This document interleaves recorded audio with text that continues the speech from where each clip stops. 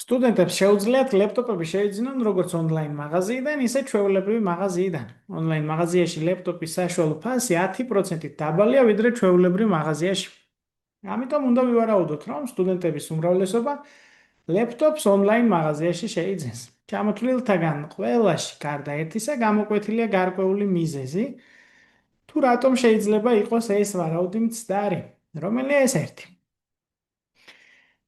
ესე იგი, რა არის ამ ამოცანის ჩვენი სამუშაო? ვეძებთ პასუხს, რომელიც ეჭქვეშ არ დააყენებს მოსაზრებას, რომ სტუდენტების უმრავლესობა ონლაინ იყიდეს. ანუ პასუხი, რომელიც ჩვეულებრივი მაღაზიის რაიმე უპირატესობას ან ონლაინ შეძენის რაიმე ნაკლოვანებას აჩვენებს, უნდა გამოვრიცხოთ. ჩვეულებრივ მაღაზიაში ლეპტოპების ასორტიმენტი უფრო მრავალფეროვანია. ამის გამო შეიძლება 10%-იანი დანაზოგი არ ჩავთვალოთ მნიშვნელოვნად და მაგას მრავალფეროვანი არჩევანი იყოს გადამწყვეტი, რის გამოც ჩვეულებრივ მაღაზიას ვესტუმროთ, ხო? იმიტომ რომ ჩვენი მოთხოვნების შესაბამის ლეპტოპს უფრო მარტივად ვიპოვეთ. ჩვეულებრივ მაღაზიები ლეპტოპების მყიდველებს ფასიან პროგრამებს უფასოდ სთავაზობენ, რაც მომხიბვლელი შეთავაზებაა, არ ვიცით ჩვენ აქ ამ ფასიანი პროგრამების რეალური ღირებულება, შეიძლება ის ამ 10%-იან სხვაობას აკომპენსირებდეს, უფრო მეტი იყოს და ამიტომ დაგვაფიქრებდა ასუსტებს.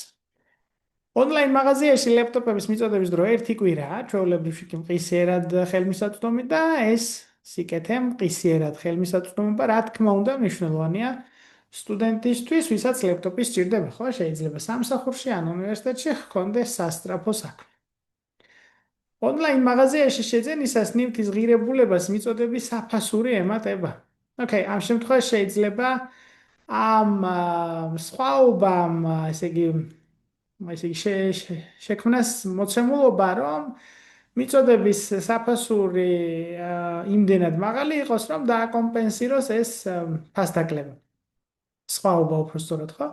ანუ თუ მაგალითად არ ჩანს მიწოდების საფასური, ხო? თუ მიწოდების საფასური იქნებოდა ვთქვათ მაღალი 50 ლარი, 100 ლარი, შეიძლება 200 ლარი. ნუ არარეალურია ასეთი მაღალი ფასი, თუმცა თეორიულად ხომ შესაძლებელია, არ ვიცი ჩვენ მიწოდების საფასურს რამდენი ემატება ამ შემთხვევაში და ამიტომ ის შეიძლება აი ამ სხვაობას ჭამდეს, შესაბამისად არ გვაწყობს. ლეპტოპების ყველაზე ძვირადღირებული მოდელები მხოლოდ ჩვეულებრივ მაღაზიებში იყიდება.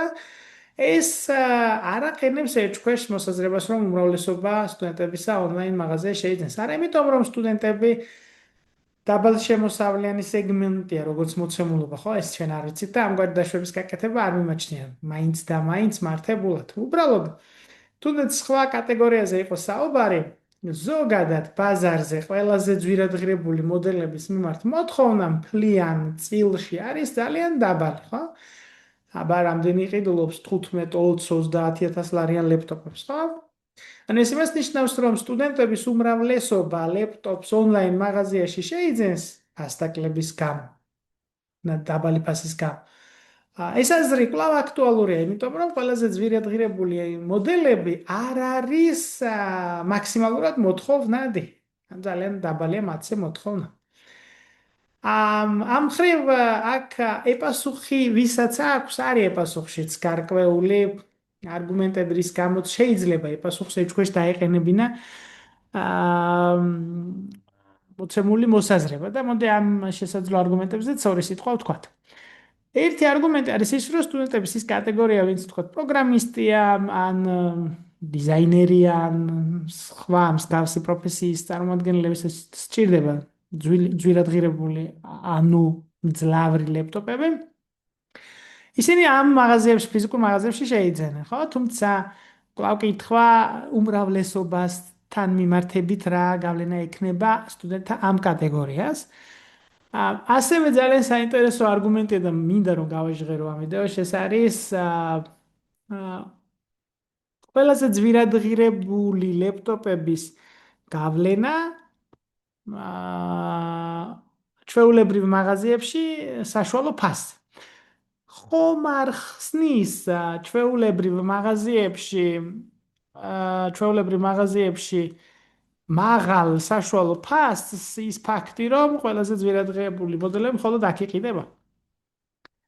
თუმცა ეს ვფიქრობ ძალიან შორს წასვლა ამ მოცანის კონტექსტში, იმიტომ რომ აქ ონლაინ მაღაზიაში ლეპტოპის საშუალო ფასი 10%-ით დაბალია, ვიდრე ჩვეულებრივ მაღაზიაში. ანუ ეს ეპასუხის ამგვარი განვითარება ფაქტობრივ მოცემულობას ურტყამს და არ მუშაობს ვარაუდზე პირდაპირ და ამის გამო მხოლოდ ბიჭი წერია ლეპტოპის საშუალო ფასი და არა ლეპტოპების ჯამში საშუალო ფასი. ან რაღაც ისეთი ინტერპრეტაცია გამოვიდოდა ეპასუხისა, რომელიც ძალიან საინტერესო იქნებოდა, რომელიც ესე იგი გააბათილებდა ონლაინ მაღაზიაში საშუალო ფასის უპირატესობას.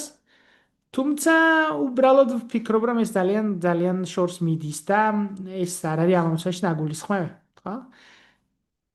ამიტომ ეპასუხი იმის გამო, რომ ყველაზე ძვირადღირებული მოდელები არ არის მოთხოვნადი პროდუქტი, სტუდენტებს უმრავლესობა მაინც ონლაინ შეიძენს 3-10%-იანი ნაკლები ფასის გამო. საბოლოოდ ეპასუხს დავუჭიროთ ჩვენ აქ მხარი.